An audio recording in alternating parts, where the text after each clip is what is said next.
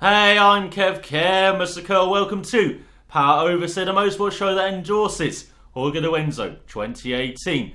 If he can't lead the nation of Ducati back to greatness, no one can. Apart from Marquez. Oh, shut up.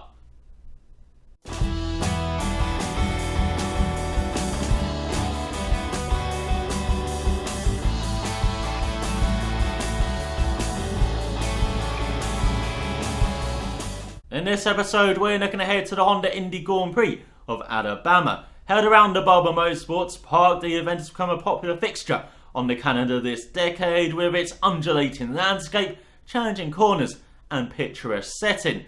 Just avoid these spiders. And let's find out more about the second venue of the first back-to-back rounds of the season with some track facts. Barber Motorsports Park was the brainchild of George Barber. A former Porsche racer in the late 60s and early 70s, he was a real estate developer and later became the chairman of the business his dad founded, Barber Dairies.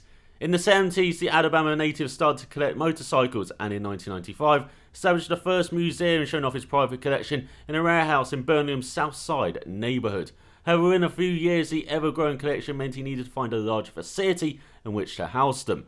After selling the family business in 1998 to Dean Foods, Barber decided to realise his dream of building a new museum and a road course to run the collection on. By 2002, a 740-acre site east of downtown Birmingham was chosen to be the area to build on, with renowned racetrack designer Alan Wilson, the husband of the only woman to win an F1 race, Desiree, coming up with the circuit. Completed to Barber's standards, the 15-turn, 2.38-mile, 3.83km circuit was opened in 2003. Outside turns 8 and 9 is the Barber Vintage Motorsport Museum, certified by the Guinness Book of World Records as the biggest of its kind. Around half of the 1,200 strong motorcycle collection is on display, along with the largest collection of Lotus race cars.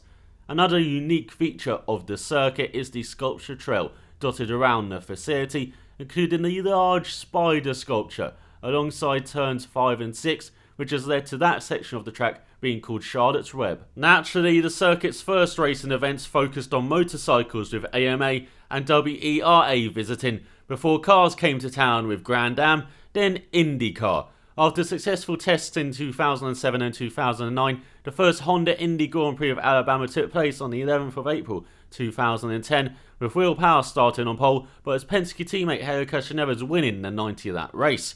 However, Power would go on to win the next two events in 2011 and 2012, before Ryan Hunter-Reay succeeded him as the king of Alabama with wins in 2013 and the rain-shortened 2014 race. Last year, Castroneves grabbed pole ahead of Power, but CFH Racing's Joseph Newgarden came through from 5th on the grid to get his maiden IndyCar win ahead of a charging Graham Rahal and Scott Dixon.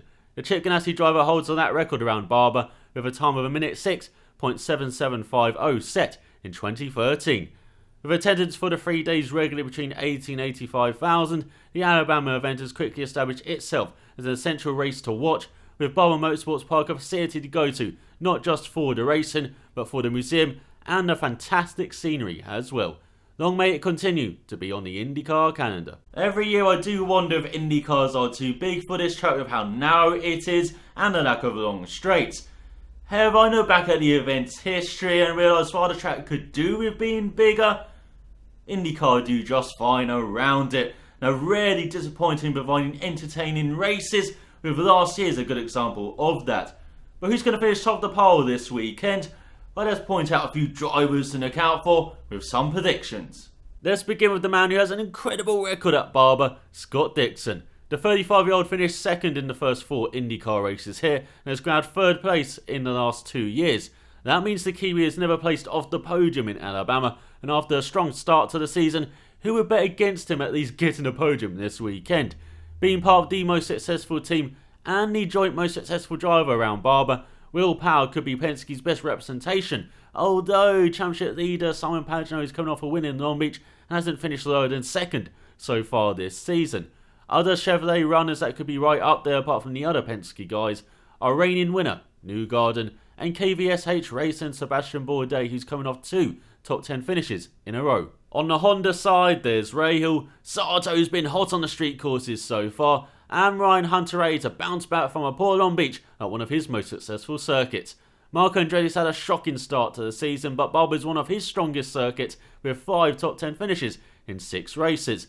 And Carlos Munoz has been decent on street courses this season, punting St. Pete aside, plus they come and finished 6th round here last year. However, I'm going for James Hinchcliffe to be the best on the Honda side.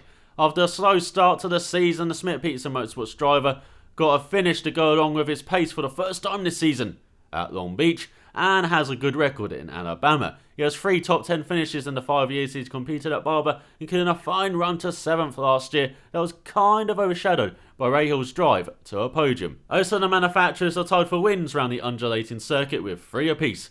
Chevrolet may have dominated the season so far, but this is a track where the teams and drivers test a lot, and there's no long straights, so Honda's disadvantage could be less than we have seen so far this year.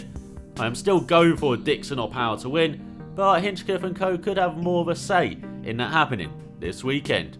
Well, who do you think will come out on top in Alabama? Will be anyone mentioned in the predictions, or could someone else jump out and steal the show like Newgarden did last year?